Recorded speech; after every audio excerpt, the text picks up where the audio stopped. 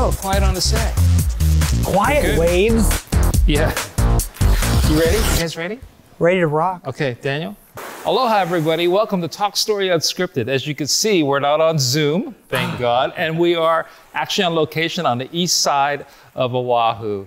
And my name's Pete, and this is Doug. And Doug, who's this rock star next to us? Oh, we have Daniel Molina here with us today. Daniel, thank you for being here, man. Thank you. All right. I was asking Daniel earlier where he got his cool card because do they sell cool cards at Walmart? How do I get to be cool Doug, like this guy? You know what? God has a lot of them. He just hands them out everywhere. Well, he bypassed me. I'm like, Lord, where's my cool card? yeah, it's in the. I think you were absent that day. But anyway.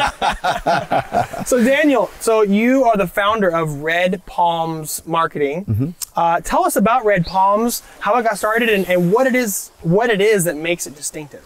Yeah, Red Palms. So we're A to Z marketing. So either you need a logo, concept design, all the way to you're a full functioning company that have $500,000 a year to spend on marketing. And so we help allocate those funds and the different tools that we have as to market the product or service. What makes us unique is I think 100% of our business is word of mouth. And so we don't advertise, we don't have a big sales team. And so the word just gets out. And so what's cool about that is that you got to know what you're doing, right? And you got to be good, right? And if the word continues to go and say, man, this guy knows what they're doing, this company is really good, then it says a lot about a company. And so that's what makes us unique. And we're, we have a lot of clients, but you feel like you're the only one. And more than that, with my clients, they want results, right? And so you got to think creatively how to get results with all the moving parts, especially in the digital marketing world, right? Which is where we really highlight. With Google and Facebook and social media, all this stuff is all changing. You got to be on your toes and creatively think of how to market to people. Because what we do is really focus on like home service contractors, right? Where we're providing a service for a plumbing need or HVAC need, and so it's a great service that you need. And so we try to help people find that. And so what makes it unique is that we produce results, and that's why the word gets out, because we're not fluff. We just say, here's the results. That's awesome. And you know what? The funny thing is most of the times I would tell people, hey, don't quit your day job. But in your life, that's one thing that you do. You've done tons of different things from what I understand. Tell us about some of these things you've done. Yeah. So kind of in the beginning, in life, you all try to figure it out, read the Bible. Okay, how do I, talk to the pastor, talk to your leaders, talk to your friends. And I always wanted to go after my dream. Like, oh, this is my dream. I want to be this. I want to, be affluent, or I want whatever it is, right? And so I go after this dream, and I started a clothing line in 2009 thinking it was God's dream. And his clothing line actually went pretty far. Will Smith was wearing my stuff. A lot of NFL players were wearing my stuff. I got to talk to the Michael Jackson's voice coach, and Dorian Hawley, which is his name. And so I got to really went to LA a lot, talked to the CEO of Dada for 2.5 hours of just mentoring me and telling me things. But again, it was like God, that was not what God wanted. And so I shut it down in 2010. And I found out the hard way. And we were so close. We were in department stores. I mean, we were about to be in department stores. We had 8, boutique shops holding our stuff. And we were about to get there. And God says, that's your dream. It's not my dream. Wow. And so I thought, it was a Christian clothing line per se, right? So you think, man, this is God's work. Yeah. And God says, that's not what I want you to do. And so God showed me that I was going after my dream and thinking that was success, like being famous and having this clothing line. And God says, that's not success. Let me show you what success is. So then I began this process to go after God's dream, right? And me pursuing God's dream, it allowed me to see all the different places. Whoa! The water line is officially, this is the organicness of Hawaii, right? And so, when I went after God's dream, God starts to say, you're building your house, or you're building your company on sand, and you need to build it on the rock. Wow. And so I'm like, man. Fitting. Right. And so, how fitting, right? And so for me, when I started going after God's dream, then I refocused back on Red Palm Studios, and then God allowed me to be a part of this great coffee shop that we started in Dallas, Fort Worth. You started a coffee shop? Yeah, we have a coffee shop. We didn't know what we were doing, and I knew coffee as far as I like to drink it, right? My best friend Kenyon has no idea what coffee. He didn't even drink coffee. That's like this guy. Right. I'm too hyper as it is. Right. And God brought us in this journey and you know what it birthed out of? It birthed out of a ministry that we had in our house where we had a prayer ministry where we brought people home, our house, and we ministered, we prayed, we worshiped, we broke bread together in fellowship. And that's kind of what we wanted to do in this coffee shop. And so when we do it God's way, he started opening doors. And now that I sold my interest since, I'm now just a founder. My best friend is the principal owner, and he has another second coffee shop that he started. As far as like, it was a 2,000 square feet coffee shop. Now it's a 4,000 square feet coffee shop, and it's always packed. And so it's a successful thing. Where is it? It's in Grapevine, Texas, right? Okay. What's it called? It's called Redefine Coffee House. Redefine. Yeah. We have a program called know, Redefine. right? No way. You should have her do a makeup thing at your coffee shop. Yeah, go. There It's you a go. great coffee shop. Yeah, so it's redefining the experience of what a coffee shop was, and we wanted like a third place, right? And so anyway, so we got to do a coffee shop, and it's very successful. It's a top coffee shop there in the area. It's been picked up with a lot of news articles and stuff like that. So yeah, and so guys started doing that, and had a gym, a martial arts gym in Texas that we had. It was great. My brother was the black belt there, instructor. Wow. And so yeah, God just started showing me his dream, and when I was doing it his way, he started to connect me and make things where I'm not toiling, right? You find yourself toiling and like, God, this is just hard.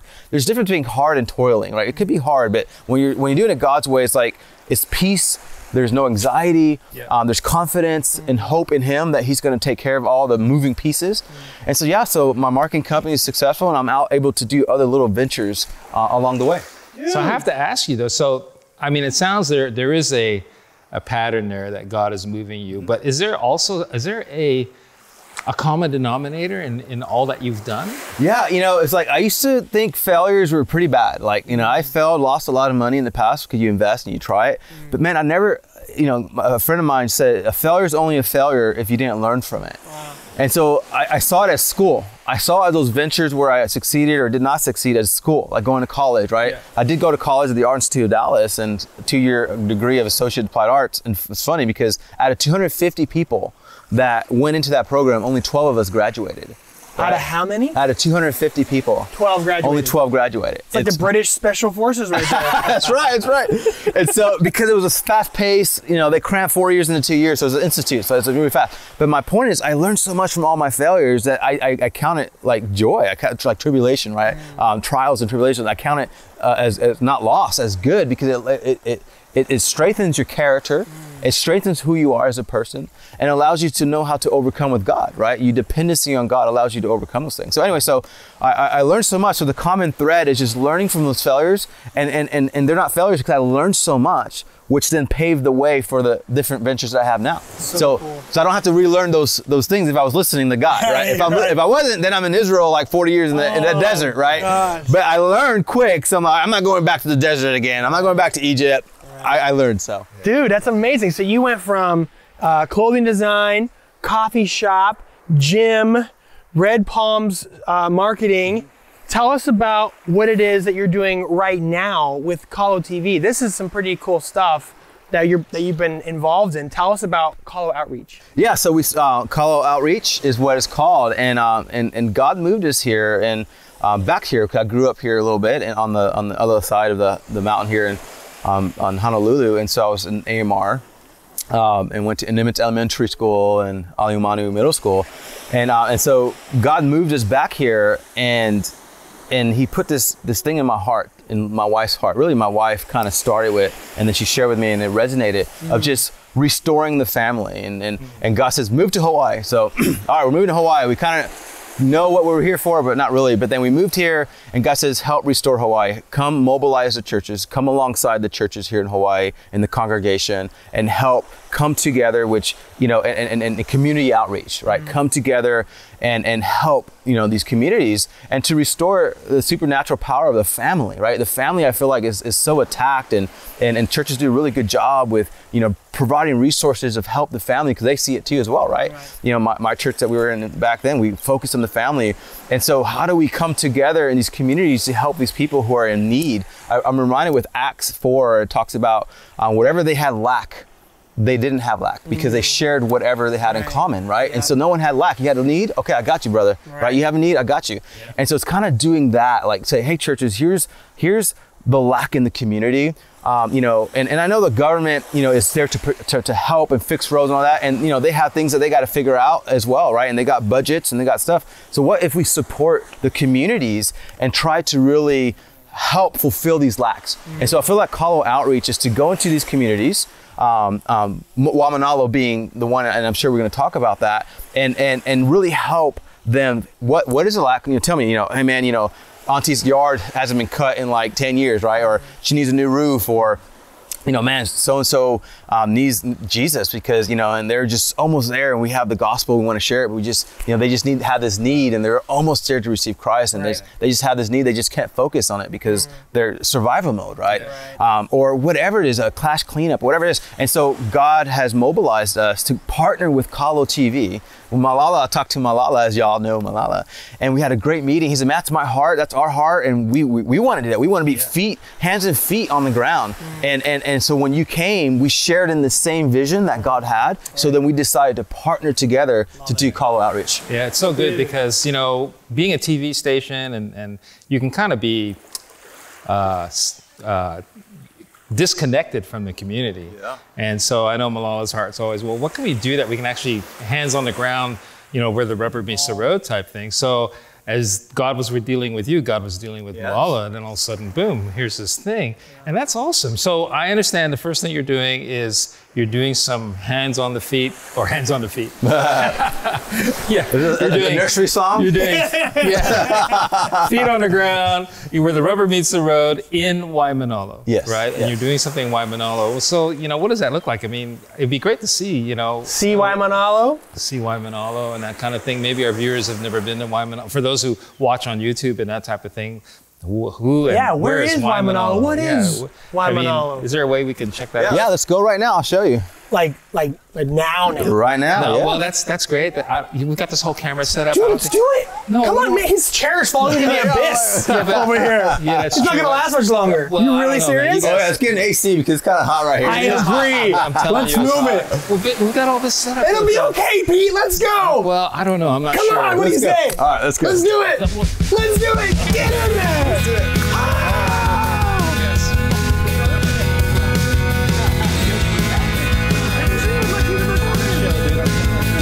I said, the sand is so nice. I never felt such good sand. Well, this time, you need to get out more. You did. And this time I mean it. The sand is amazing. Yeah, it's fine. It's so nice.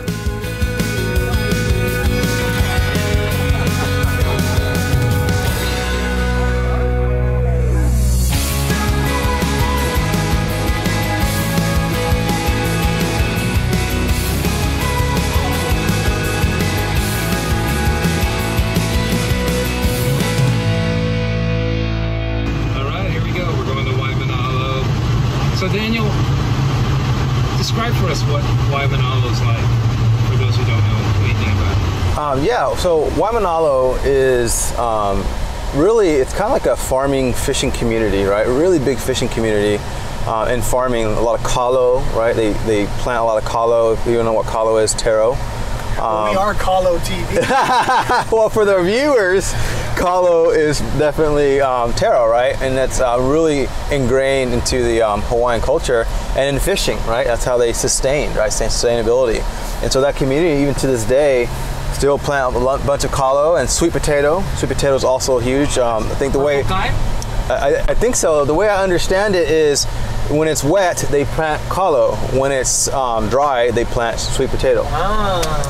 And so, yeah, and it's beautiful because the cool thing about Waimanalo, you got that backdrop of the Kola mountain range. I said that right, I think, right? Kola mountain range, right? And then you got the ocean right there. It's just really one of those beautiful places. Waimanalo, the people there are a lot of Hawaiians, right? So out of the 6,000 plus people there, half of that is either native Hawaiian or have native Hawaiian in their blood, right? And so that's a big population here in Oahu that has the most concentrated Hawaiians, and there's a lot of homestead land in that place too, a lot of homestead homes there. And so Waimanalo is a very beautiful place, true to the Hawaiian culture, right?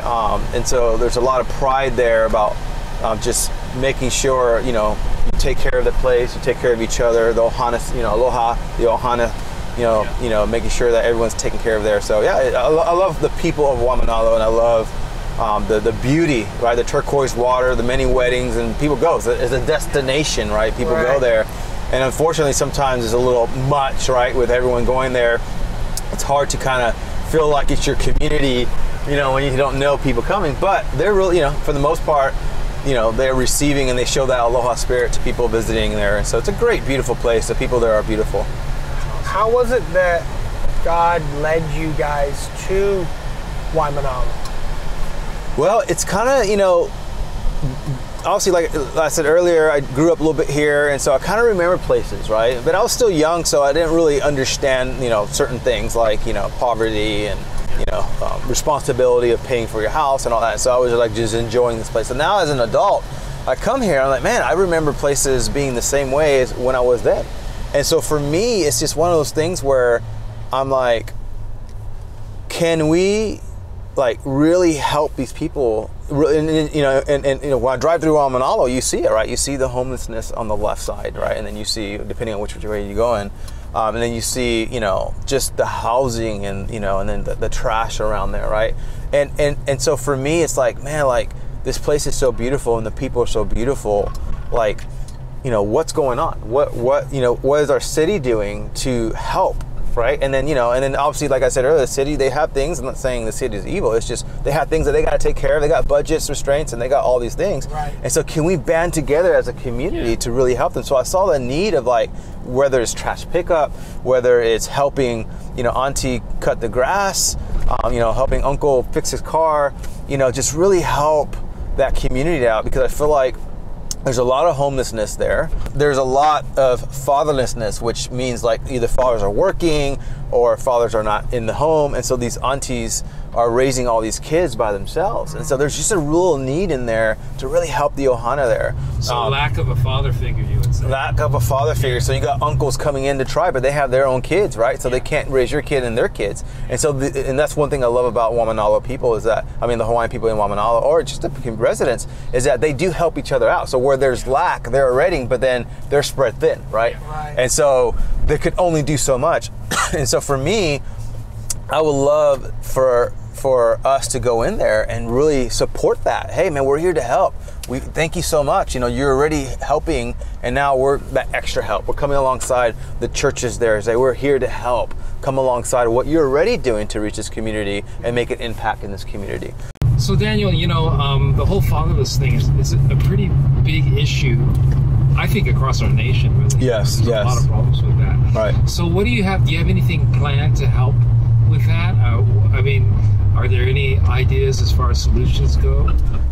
Yeah, I think one thing that we're thinking about doing is like a mentor program, right? Like a program to where it teaches life skills, leadership, entrepreneurship, just life skills, just practical things as a young man, right? On how to live, how to be a father, how to be a son, right? Half the time they don't even know how to be a son because they never hear "I'm proud of you, son," right? They haven't heard "good job," encouragement, right? So they're just with their peers hearing that, and you know how brutal that is with your peers and the peer pressure, and oh my gosh, right? And so, and the moms could only do so much because they're having to take care of everything, right?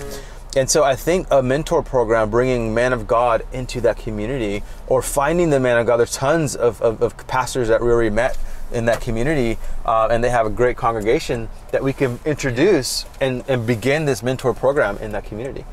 And actually, that's something I wanted to ask you too, is regarding the churches. How's that going? How's it going meeting pastors and getting alongside of them? Oh, it's going great. We had an initial meeting talking to them about the vision of what we're doing and partnering with KALO Outreach, and then we're coming together, and they embraced it. It was so awesome. It was almost like a breath of fresh air for them, and they said that we're so happy. And we love the fact that we're doing this because it's so needed. And they see it, they understand, because again, they have limited resources, right? They have limited, they're feeding their sheep, and it's hard to then feed other, right? Yeah. And so for them, it's not that they're not willing. It's just they have it. It's just the fact that you can only do so much. So if we can bring more resources with people, money, things, whatever it is that we need, supporting them, they make a bigger impact. So yeah, the pastors are great. Already things are happening right now. There was a need of a pastor, and this other pastor says, hey, I got you. And already, bam, one need met. And that's what it's all about, right? The lack, the Bible says that whatever you lack, we'll take care of. They had no lack. And that's the heart. That's the gospel message, right? Yeah, that's the body of Christ coming together truly as a body. That's awesome. Right. That is awesome. Speaking of doing workshops and stuff, Pete, you should totally do like a photography workshop in Waimanalo. Oh yeah. Yeah, that's cool. Yeah, I did that on the North Shore a few times, and that would be so cool. Maybe we can do a father-son thing, or a father and a child thing, where they work together as a team. That would be awesome. Oh, that would be great. And the cool thing about that is like they learn, right? You start putting your creativity in there, and then you start learning how to change the camera settings, and I think that'll be great. As a matter of fact, I don't know if you know, Doug, but we actually, you do know, Doug. You were there with me. We took some photos. Actually, Doug, I taught you, and we took some photos there in Waimanalo, and they're great. And they were so much fun. And Pete taught me a thing or two, and one of my pictures was going to go on the website. Oh, wow. I know. I was so excited. I was like, yeah. here's my picture. I took that. I have to say, he's got a great shot of a guy who's fishing, and he's just casting the line into the Waimanalo beach, and it's like, well, you nailed it perfect. With lights, action, everything. That was all That's Jesus, because awesome. I don't think I was really conscious of getting that moment. That's awesome. Oh, you probably had a great teacher. I think I did have a good teacher. Yeah. The more you know. There goes my humbleness. Well, the Bible says, let others praise you, There right? you go. So I'm trying to praise you. There you go. Okay. We're giving it to you, man. That's so true. It's so good. You know what else? The other thing we could do too, though, you were mentioning it, Daniel, dealing with entrepreneurship. I mean, if there's a guy who can teach that, coffee machine to jiu-jitsu to marketing, T-shirts? come on. Yeah. T-shirts. Oh, yeah. What do you think about that? Doing something like that? Yeah, for sure. Because especially like in neighborhoods like Waimanalo, right? Obviously, we understand, right? The poverty, there's a huge, the household income it's a little bit below average, right? And so with that, it's hard to go to college, right? It's hard to go to institutes. It's hard to get any kind of further higher education because of lack of resources, right? Not incapable of being smart or anything. It's just lack of resources. And so you have to figure out, so then what do I do, right? What do I do with how to get a job, especially in Hawaii, right? Hawaii is hospitality is the biggest thing here, and that's how you make money is restaurants, hotels. So there's not industrial here, right? Dole Plantation, they're more of like a tourist attraction and really providing pineapples for everyone, right? And so there's not a lot of industrial things, so it's hard to find labor. So all these guys have gifts and talents, and just bringing that up and being able to teach them how to use tools to bring that talent and creativity out so that they can monetize, they can make money off of it, right? Provide for the family. Provide for the family. So I think an internship or a mentorship and teaching them entrepreneurial stuff is showing them, here's all these great tools you can use to further and master your task, master what you've been gifted with, right? God gives you the gift, and we have to be good stewards to then take it to the next level, right? Awesome. And then use those tools to then maximize and provide for your family, provide for, whatever needs you may have. Heck yeah, that's awesome, dude. You'd be the great guy to do it too. These mountain range over here is absolutely stunning. That is iconic to Waimanalo. Yeah. I mean, it's just so beautiful. It's green all year round because it rains, right? Right. It's just a beautiful view for sure. So Daniel, if you could do one thing, if you could accomplish one thing, to do one thing for Waimanalo, what would it be?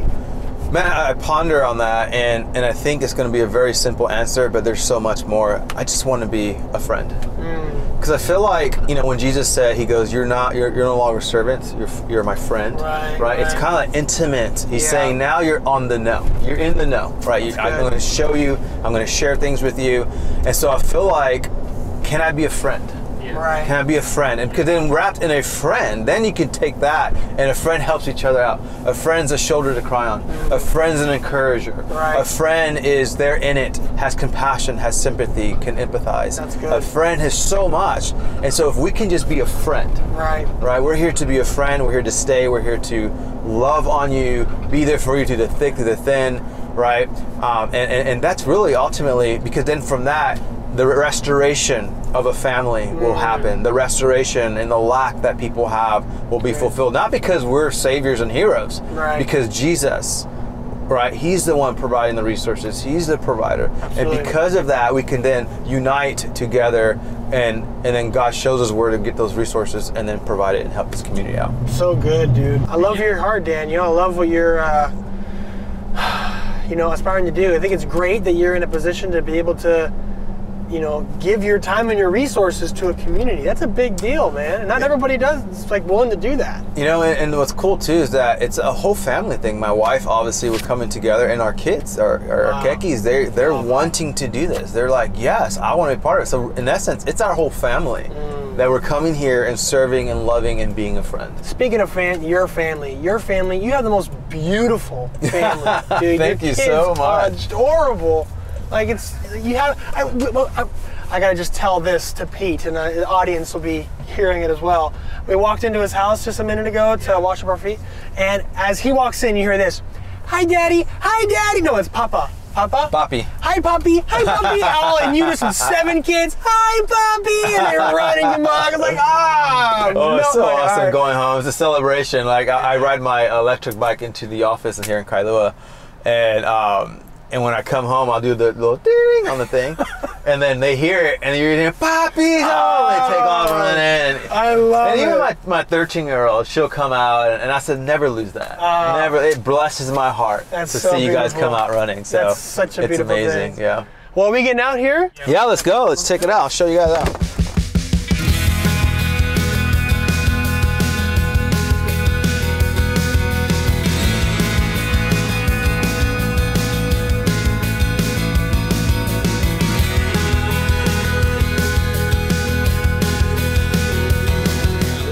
So this is Waimanalo Beach, right? Oh yeah, it's beautiful, right? You got the Malka and you got Makai, right? So it's just awesome.